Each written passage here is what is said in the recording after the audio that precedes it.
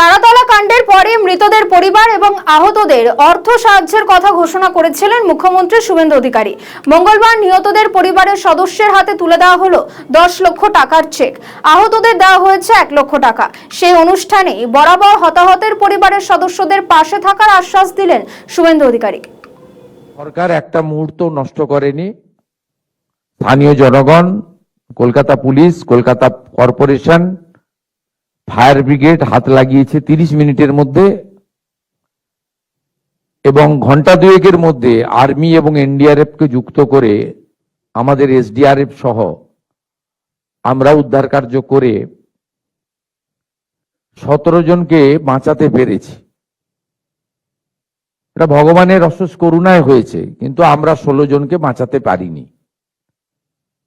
এই জন্য আমাদের বেদনা আছে, দুঃখ আছে,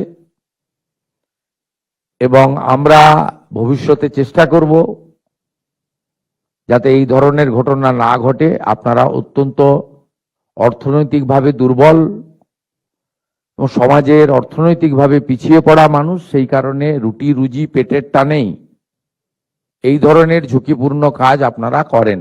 সারা জীবন করনে কা কাম ও লোগ কিয়া। বাস স্যার, আপনারা সবাই সিটে বসে যান। মাননীয় মুখ্যমন্ত্রী নিজেই যাচ্ছেন আপনাদের। চন্দ্রমা চৌধুরীর স্ত্রী রয়েছেন শোভা দেবী। পাপ্পু রজক মারা গেছেন, তার স্ত্রী শিউলি রজক।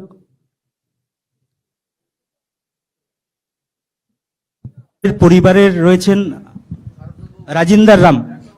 রাজিন্দার রাম নেবেন। আসগর হোসেন। রাজিন্দার আসগর হোসেনের স্ত্রী রয়েছেন ম্যাম রেশমা বেগম।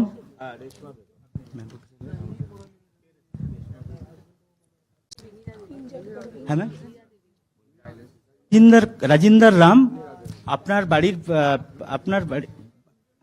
রাজিন্দার রাম নিয়েছেন ঘি কুমারের জন্য।